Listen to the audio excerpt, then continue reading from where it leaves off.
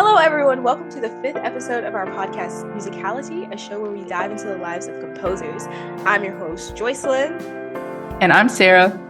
And today we are talking about Schoenberg and the number 13. Because today is Friday the 13th. Is this supposed to be an evil laugh? Yeah. There is this kid in my class, in my school, who has the most diabolical laugh you've ever heard. Like, straight up back on, like, it's super, and he's just like, but that's like his regular laugh. Like, so let me try. Oh, this is gonna be so evil. We're pretty wrong for it too, but we'll get into that. First, we're going to give a quick bio on Schoenberg, and by quick, very quick. Arnold Franz Walter Schoenberg was born September 13th, 1874, to non-musical parents, who were his father Samuel, a shoe shop owner, and his mother Pauline. Who we don't know what she did because... we never know what the moms do. We'll make merch for them at some point. Yeah. Anyway, however, along Austrian cultural norms for the time, Schoenberg's parents fostered an appreciation for music. Schoenberg's earliest pieces were violin duets that he would often play with his teacher or a classmate. And Oscar Adler, musician and physician, encouraged Schoenberg to learn cello so that he could play string quartets with his friends. I don't know how many friends he had, but maybe he played with them. I feel like he didn't have a lot, but let me not assume negative things about dead people. Anyways. So after Schoenberg's father died in 1890, he began working as a bank clerk until 1895. What if he stayed a bank clerk? What if we didn't have Schoenberg's music? He might have had more money. I think he definitely would have had more money, that's for sure. From 1903 to 1907, Schoenberg's compositions had a chromatic harmony that was explored to its limits, and tonal structures became ever more elusive. By 1908, Schoenberg arrived at atonality with 3 pieces for piano, which were his Opus 11, and song cycle Das Buch der Hongendungen Garten. Yeah, so performances of these works were met with, like, insane hostility, but also, on the flip side, got a little cult following too, so I guess he like really polarized music. He knew that his music would find its crowd, you know. I guess. Let him cook. By 1923, we began to see Schoenberg's 12-tone technique with his 5 piano pieces, Opus 23, and his Serenade. Schoenberg also disliked the label atonal when describing music, and he instead preferred the term pantonal. Look at my face. I do not care about this man. I'm sorry. If you can't tell by now, I don't really like Schoenberg that much. I've never liked him. The first time I was introduced to Schoenberg was in Theory 4. Actually, I think it was before Theory 4 because I took a composition class and my theory teacher loved Schoenberg. So if you're listening to this, my old theory teacher, I'm sorry, but I'm not. But I do not like him. I don't like atonal music. Yeah, I said it's atonal. I don't care, but because that's what it is. It's the lack of tonality. And he really thought he did something with that. And he did, but we'll get into that in a second. See, this is so interesting because it's not that I like love atonal music. It's not like the last thing I would listen to before I die, but like I don't hate it. I think if I never heard another atonal piece again in my life, I would die happy. Okay. But with that being said, there are some pieces out there that are atonal that I do think are nice. The thing is, I'm not really big on like the listening portion of atonal music. For me, it's more like I really like analyzing it. I like being able to dissect it, but like that's just because I like analyzing music.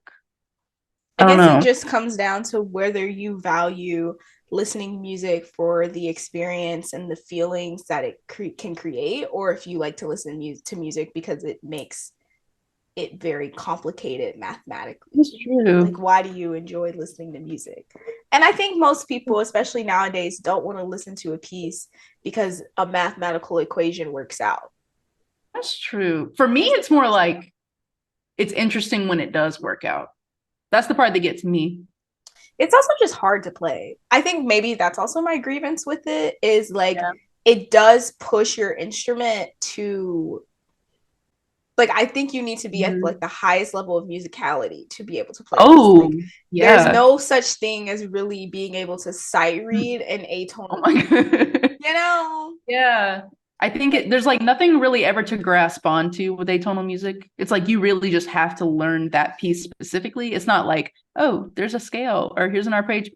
Like yeah, none of no that. patterns, none of that. You're like None you're of really that. just relying on your fingers at that point. Right. Like how well you can process rhythms and notes. That's really what it is. Oh, but did you mention that he rightfully considered himself the musical successor to both Wagner and Brahms? I just think that's a little big headed. I just think that's a little Weird flex. dramatic. But Like it's a okay. weird flex. Like, yeah, I'm the rightful successor to Brahms and It seems like Wagner. something that like a college frat bro would say at like a party. And then you're just kind of like, okay, man. I guess he Okay. was. I'm screaming. Let's keep going, shall we? So, like, the Let's purpose of why we made this episode in the first place. yeah. So besides being a pioneer of 12 tone row music, Schoenberg was also very afraid of the number 13, which has a phobia named triskaidekaphobia. That is not how you say that. Triskaidekaphobia. Triskaidekaphobia. Okay. Triskaidekaphobia. Something didn't sound right. The number that shall not be named.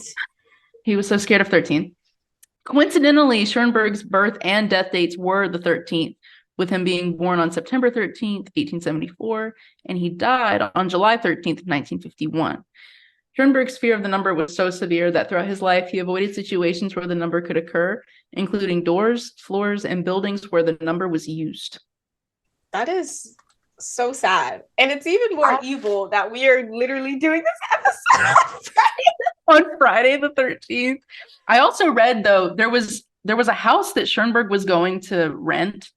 And then when he saw like the listing or something, he saw what the address was and it had the number 13 in it, so he didn't rent the house. He's like, nope, I can't stay here. I can't. That is like crazy. Would rather just like not have a house than I'll live on the street before I live in an address with the number 13 in 13. I feel like you could change the address. Can you do that maybe if it's that deep? Is that like a process? I actually don't know. Like, how do houses get an address? Like, when you build a house, how do they decide what number it is? Like, I thought about that the other day. I was riding around and there's like near where I live, there's a road called Friendship Road. And I was like, how do these roads get names like that? Right. Just change it. Adopt a highway. Let's change I-75. Is that what that is? I don't think that's what adopt a highway is, but but yeah, he could have just changed the number, I feel. Mm-hmm. In my brain, because I hate math. I'm just kidding. No, I remember like for my graduate theory class, you know what I'm talking about. I had to make a 12-tone row in this piece.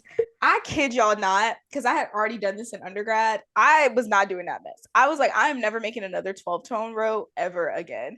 I literally went, found my old PDF from undergrad and used that exact same piece and row. Like I changed absolutely nothing except for the file name to like make it be like, oh, this is what this is for this class, especially done. Because I was like, I refuse to write any more music that is based in 12 tone just because like I don't really like it that much. And I agree with you, Sarah. I respect the math, I respect the analysis. Yeah. I just don't want to do it. Yeah. I've had projects where I had to compose like making my own 12-tone row. I don't like doing that because to me it's like that's not enjoyable. I like being able to analyze one, like if it's already just there and then I can like draw the grid. I like doing that because then it's drawing the grid is kind of fun. It is kind of fun. That part's satisfying. You get like the P1, P5, and I'm like, I feel like a genius when I do that. It's like Sudoku, you know? You yes. Oh my God. Yes, I love Sudoku. Anyway, Schoenberg was so scared of Friday the 13th. And today is Friday the 13th. So Sorry, not sorry. But Schoenberg had such great anxiety about July 13th as it was Friday the 13th. His wife Gertrude reported, quote, "About a quarter to 12, I looked at the clock and said to myself, another quarter of an hour and then the worst is over. Then the doctor called me. Arnold's throat rattled twice. His heart gave a powerful beat and that was the end." Don't make that face, Joycelyn, because I'm trying not to laugh. Like, that's not funny. It's It's just really crazy. It was so close. I mean, well, okay. Because in a lot of cultures, like 13 can have a lot of negative connotations, but Friday the 13th is known for being like, it is known to be like even spooky. worse. It's spooky. And so now, like, part of these, because, okay, like, obviously we're not recording this Friday the 13th, but part of me is kind of scared now because I'm like, what did we just put into the universe with this? All we did was put good vibes. That's all we did. It's only good vibes. You have to counter it with insane positivity. Yeah. The best of vibes. Mm-hmm. I'll just draw a tone row and cancel it out. Yeah. You know what, Schoenberg? I'll write a piece just for you. Just to appease you for this episode. Don't come back and haunt me, please. There's just no structure here. But yeah, no, it's okay. I'm gonna have a ton of editing to do. It's fine. It's okay. I got some time. But yeah, anyways, what were you saying about like the negative connotations in culture? No, I mean just that 13 can be a really scary number. Except for Taylor Swift. Except for Taylor Swift. Yes. Tell us about it. Tell us about it. I'm gonna let you tell us about it because I really don't care to talk about Taylor, so I'm gonna let you talk about it. Okay, it's not that I care. It's just that, like, it's a funny coincidence to me because 13, my energy today is a little too chaotic. 13 is supposed to be a negative number. Okay, just for some backstory, not to fill time or anything. It's just to kind of where my brain went when I saw that Schoenberg was scared of 13. Is that Taylor Swift's favorite number is 13. And I found a quote from her. We don't really even have to read it, but it's just 13 is her lucky number. And I'm just, I'm not saying that like she could write Pro Lunaire, but I don't think that Schoenberg could write folklore. Read the quote, Sarah. You want me to read the quote? Yes. And definitely Schoenberg could not have written folklore because that would allow him to be in touch with his emotions. Ooh. Yeah. Burn. We have to take that out. I'm literally roasting a dead man. That is not acceptable. Let me stop. I'm gonna stop talking. It's okay. Okay. Here's a quote from Taylor Swift explaining why 13 is her favorite number. Quote, "I was born on the 13th. I turned 13 on Friday the 13th. My first album went gold in 13 weeks. My first #1 song had a 13-second intro. Every time I've won an award, I've been seated in either the 13th seat, the 13th row, the 13th section, or row M, which is the 13th letter." I'm not gonna lie, when I read that about the seats, that kind of scared me. I'm like, that's okay, insane. Like, that's more than a coincidence because it's like, okay, like a 13-second intro, sure, you can like do that yourself, but like to be seated there, because I said it was funny how you said that you hated Schoenberg, but then on our document that we like refer to, you said your favorite piece. And I was like, yes. Because, okay, like his music before he got into like pan tonality, if you will, it was really beautiful. Like I can kind of see the piece that is my favorite, the Gear Leader. I think that's how you say it.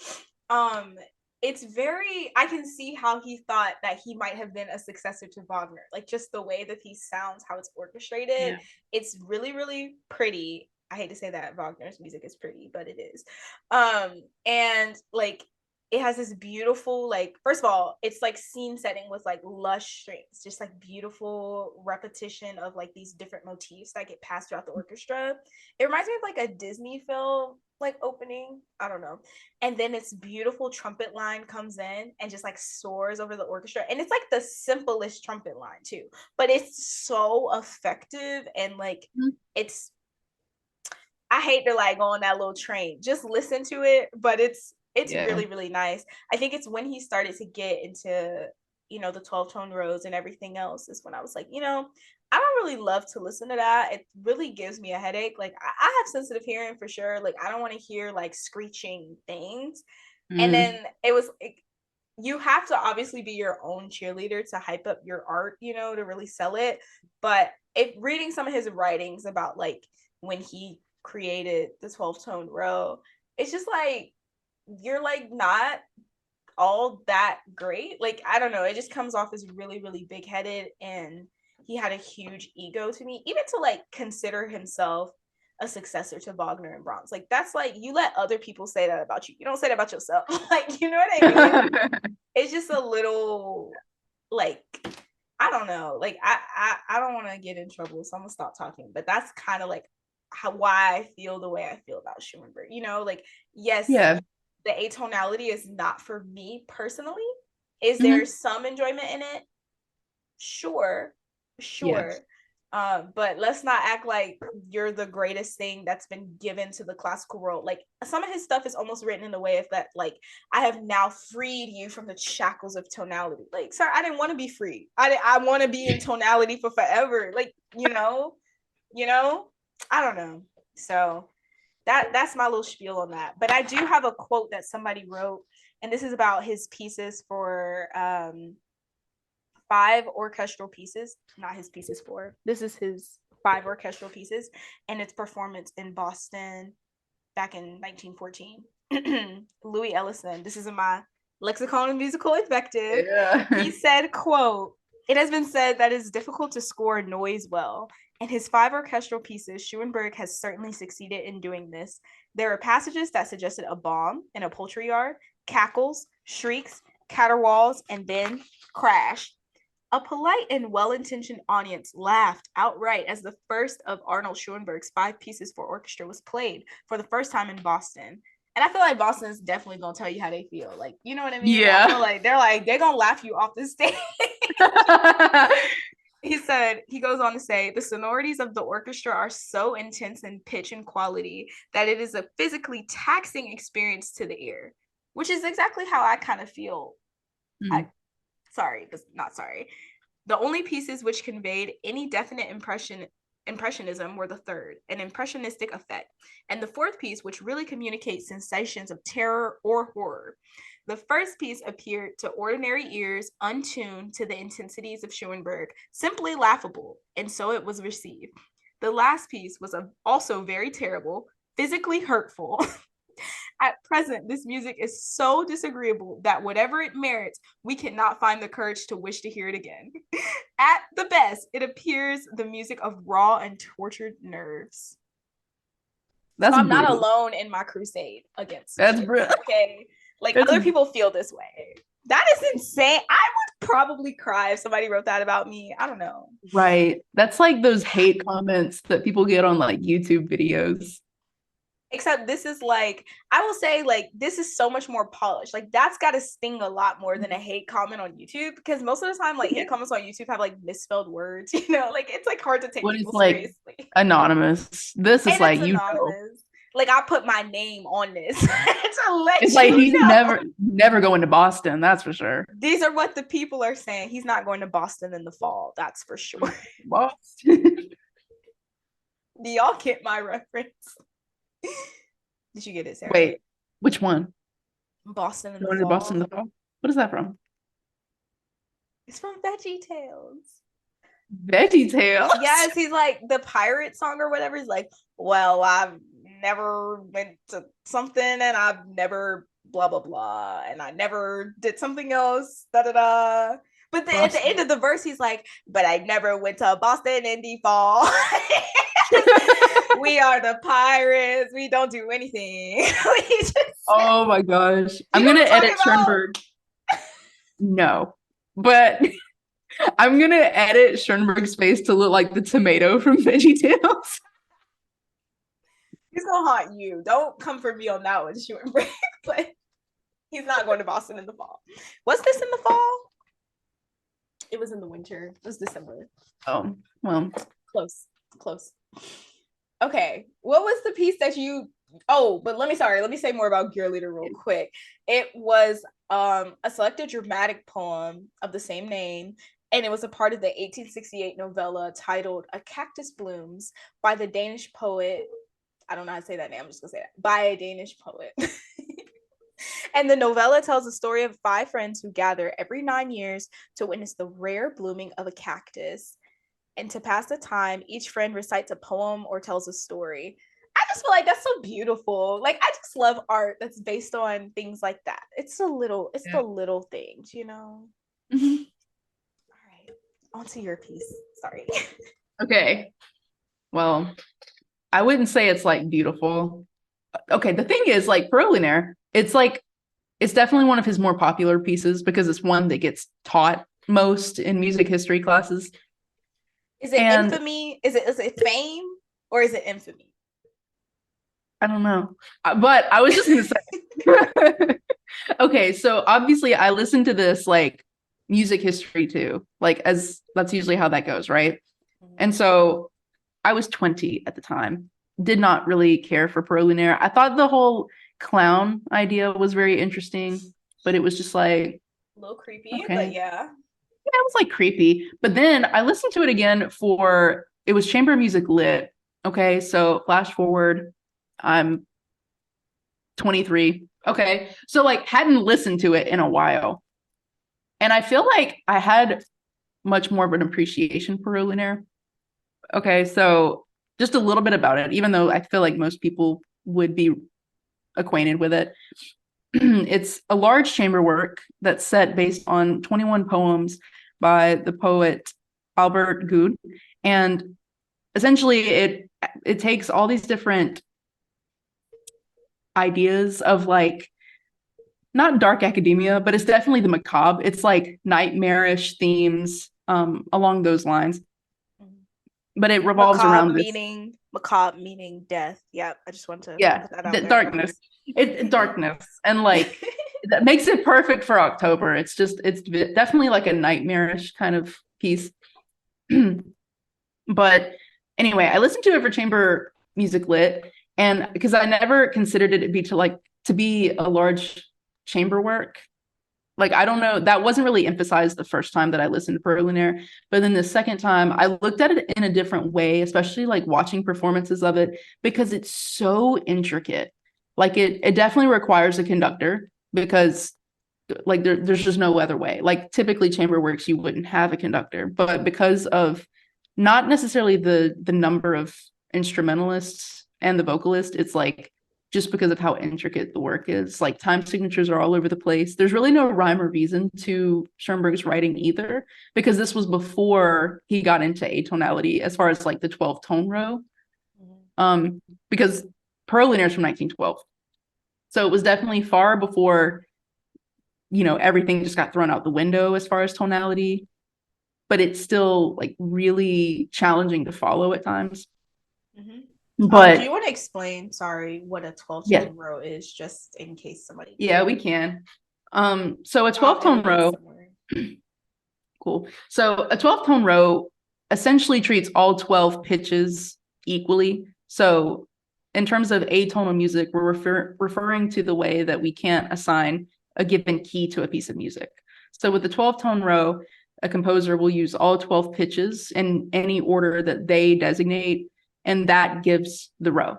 And then from the row, we can invert it. We can do a retrograde, forwards, backwards, upside down, and that gives us the 12-tone row matrix, which you can Google pictures of those.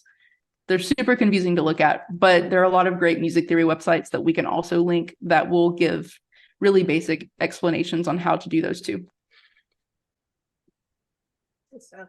Sorry, I cut you off. Go back to it. I just gotta edit that somewhere at the beginning of the episode. Yeah, there's really not much to say. Like, that's a lie. There's a lot you can say about Prolinaire. For me, it's definitely like when it's a piece that's been studied so much, it's more about like, I guess, the personal associations that you have with it. And for me, like when I was listening to it again, I garnered more of an appreciation for the piece.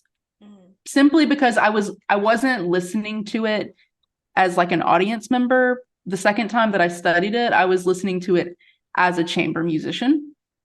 And so then I had much more appreciation for like not only the level of artistry that has to go into playing atonal music, but then also for a composer to really challenge musicians. I think Yeah. that that definitely takes, I think, a little bit more I don't know what the word is. Like it takes a little bit more for a composer, I think, to be willing to challenge musicians, because then there's obviously, like, you have the reviews that the lexicon gives where it's like, oh well, we hated this, like it freaking sucked, we don't like listening to this music. Yeah. I do But think as that an is really interesting point though that you brought up. It's like it well, is challenging for yeah, musicians to play. And I think oftentimes like musicians are the ones that keep it alive. Like it keeps yes, atonal music going, you know? right. Well, and without Um, musicians in general, like music just wouldn't be there. Composers can compose, and obviously musicians, we need composers to write for us, but right. essentially we're the ones that make it come to life. And so it's like you need musicians who are not only willing to step up to that kind of music, but you have to have composers that are willing to write that kind of music as well. Yeah. So I that was always the like thing. took the, and I guess maybe that says more about me like as a musician. I don't know. There's no right or wrong, but you know how like all the composition students are like, oh, trying to find people to play on their recitals, and it's like really hard. Or I've heard it's like really Yeah. hard for them to track people down because a lot of this stuff is just like so out there because you know they're trying to create their own sound and voice and everything. Mhm.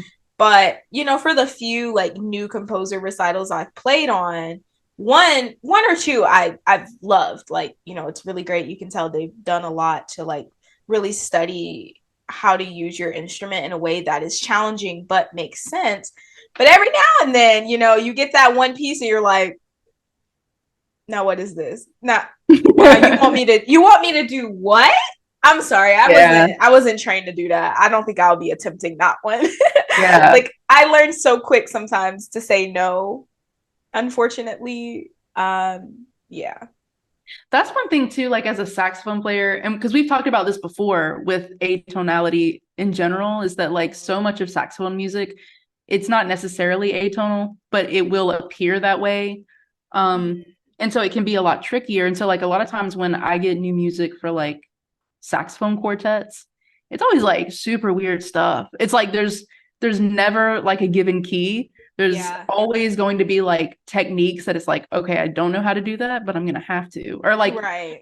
Or like even just you almost invent your own techniques, especially like, being in college too, it would be definitely more collaborative. It's not like the composer's just emailing you from miles away. It's like the Right. composer would actually be rehearsing with you, and they're Correct. like, yeah, I know I wrote a staccato, but can you make it sound more like this? And then you have to like invent something off of the top of your head that sounds like what they want. Yeah, and then also like helping them like notate that for other people. Like Yeah. how are they gonna know Hmm. outside of this performance what it is that you want, you know? Yeah. Whole lover. Yeah, as a flute player, I'd never have to do that if I didn't want to. Like I can definitely stay comfortable in the realm of tonality Yeah. and I mostly choose to. Hmm. But the one thing that will probably always get me is minimalism. I love a good Yeah. minimalist piece. I don't care if Yeah. it's tonal, atonal, I don't care. Something Yeah. about minimalism I love. So that's the one that I'll always do something for that one. We'll have to do an episode on minimalism, or at least like find a composer to talk about. That would be really fun. There's so many. I love what can I say? It's so good. And I think I feel like with all of these like different styles of music, we can like quote them or not quote them, but like probably pair them to certain aspects of like your personality. Like if you love romantic music, you have a sense Yeah. for like just the like dramatic arts, like the little things in life, like and making them like the most, like making the most of things that we take for granted every day, like grass, the smell of grass. You know what I mean? Like Mhm. I feel like that's like the vibe of romantic music because it's so like extra or not romantic music, maybe impressionist music would be a better one for that one. Mhm. Like, That makes sense. be like this blade of grass, how strong it stands against the wind, surrounded by others just like it. And it's just like a little like WCP. I don't know. But then if it's like you like atonal music, like what does that say about your personality? If you like Yeah. minimalism, what does that say about your personality? Like, you know. I think liking atonal music, it can go in so many different ways, you know? Yeah. Because like there's definitely the listening. Well, I mean, you can listen and analyze any piece of music, but I think for most genres, we typically associate with listening Yeah. more like for enjoyment. Whereas like atonal music, I haven't met anyone. There definitely are people, but I've never met anyone who listened to atonal music just to listen to it. I feel like there's some like music theory geek out there that's like, yeah, I just can't even listen to tonality. Like they like totally are diehards for Yeah, I Schoenberg. can They probably imagine. like their whole playlist is Yeah. probably. Yeah. Well, it's like that one video I told you. I need to look it up so I can also link it to the website. There's that one performance of Parolinear that I told you about that had a monkey in it. Oh yeah, And I do then remember you talking about that. and that was when I was like studying the piece again. And I don't know, maybe it was that video that gave me the appreciation. It was the monkey. I was really confused though, because I was like, I don't remember Parolinear having a monkey. So I went back and I looked at like all 21 poems, like looked at the text. There's not a monkey anywhere. So I was like, What does a monkey have to do with it's this? like a real life monkey, like on the stage, and like, the vocalist is, doing like sprechstimme, like Yeah. talking but singing at the same time. And the Yes. That is monkey's such just a chilling. creepy effect, but yes. I think that's also what kind of appeals to me because that's a really creepy effect to have in music. And I feel like that it kind of scratches my brain. It's Yeah. like, oh, If you that's like kind of cool. spooky season, you might like I I will say do. Oh, Perot Lunaire is one that I can kind of get behind. well, because I Just a love, little okay, bit. I can get behind it a little Halloween. bit. Halloween is like my favorite holiday. Mm-hmm. Like it's literally like it's at the top. I love Halloween. So like Prolinaire definitely fits that vibe. It's the perfect piece to study when you're going from like October to November. Like it just Mm-hmm. was so creepy. I love it. Yeah. We should talk about our favorite spooky season thing. I don't know why. I just feel like that'd be Oh cute to put at the beginning yeah. of the episode. Like, oh my gosh, guys, it's spooky season. I'm so excited though. Last night I carved pumpkins. Ooh. I thought it was the great big pumpkin from Charlie Brown. It's just the Uh-huh. great pumpkin. Yeah. I don't know why I thought it. That's got to I be mean, like a Mandela effect thing because I also thought it was yeah, the because great big pumpkin. I was carving pumpkins with my cousins. We planned this like 2 months ago because we all love October. And so I like yesterday I had no idea what I was gonna carve. And so I looked up the great big pumpkin from Charlie Brown. And then it was like, did you mean the great pumpkin? I was like, Don't do that, Google. You know what I I meant. know. I was Don't like, is it not a big pumpkin? I was so confused. like But come I on carved it now. anyway. That's Wait, fun. oh yeah. Hold on. I think I have a picture of all of our pumpkins, but I'm gonna zoom in on mine. I need to get in my fall festivities. I have not had time to do Yes. anything. That was my Oh pumpkin. wow, that's so nice. It was very I'm about to fun. go buy a pumpkin right now. I've been So, drinking pumpkin spice chai lattes. ooh, And yes, I'm fully love pumpkin. I had ramen like last weekend with my yeah. pumpkin broth in it. Like I'm fully feeling the pumpkin flavor like I've heavily. I've been getting back into drinking hot coffee because for so long I was drinking iced just Mm-hmm. because it was too hot outside. Like I can't drink hot coffee when it's 90,000 degrees. So I'm Yeah. finally getting into like warm coffee. And I do that thing that like women do in those 2000s movies where they like have the cup of coffee and they just like bundle up. This sweater is like so like fall vibe with It's coffee. giving like 2000s rom-com for real. I feel like it's giving like rich soccer Yeah. mom, but like, you know. That too. That too. In the 2000s. No, I'm trying to plan an orchard trip because I want to go to the orchard, but I'm too busy. I don't know if I'm gonna make it this year because like it's just really it's a busy time. So I've been wanting to go to one, but there aren't any orchards near me, so I would have to like yeah, it's drive all some. up north. They gotta go up north for it. And like the one that I was looking at in North Georgia, it has like the apple cider donuts. I was like, I must have that. You know what? Let me drive Yeah. to the orchard right now. No, I'm just kidding. But like, yeah, it has like it's like apple cider donuts. It has like little hay rides. Of course, you can like pick an Yes. assortment of apples. I want a yellow apple. I've not been able to find a yellow apple at the store yet. Okay. Oh So I'm my like, I God. just need to take a trip to the orchard. Then I feel like Yeah. it'll be full fall vibes, but I don't know when I'm gonna That's go. like that's like you know how like a lot of small towns this time of year do like their own little festivals and stuff. Yeah, yeah. So the town where I'm from is the day after this episode is going to air. So I'm so excited. It's our yearly Kaolin festival, which Kaolin is basically chalk. And where I'm from is one of the chalk capitals of Oh the yeah, world. you told me about the So chalk. Yes, I every remember year, now. every year, Sandersville has a Kaolin festival where we celebrate chalk because it drives like the economy. And they're like parade, like there's a parade that goes through, the high school marching band goes through, and there's like stuff to do with the square because we have a town square. It's very That's fun. I've never been more excited about chalk. That's yeah, and it's perfectly fall season. Like put on some overalls. I'm That's what I'm going to the saying. orchard. I think I'm gonna go on Tuesday. I'm going. It's gonna be fun. It's gonna be fun. Yeah. Wait, where's the orchard that you're going to? It's something like it's either Blue Ridge or Ellijay, like somewhere up there.